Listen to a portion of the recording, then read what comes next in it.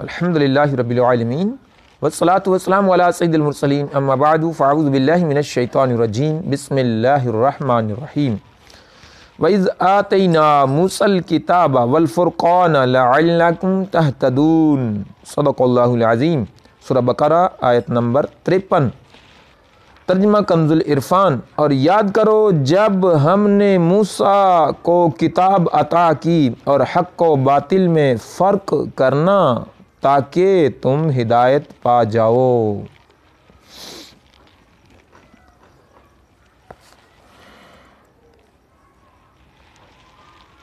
وَإِذْ آتَيْنَا مُوسَى الْكِتَابَ وَالْفُرْقَانَ، تو کتاب سے مراد تورات اور فرقان سے مراد حق و باطل کے درمیان فرق کرنے والی چیز ہے۔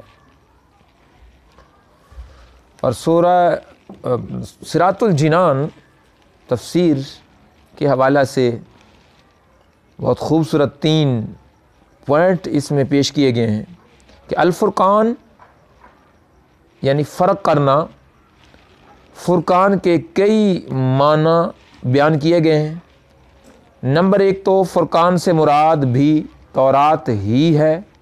نمبر 2 کفر و ایمان میں فرق کرنے والے معجزات جیسے عصا اور ید بیضاء وغیرہ۔ اور نمبر 3 حلال و حرام میں فرق کرنے والی شریعت مراد ہے۔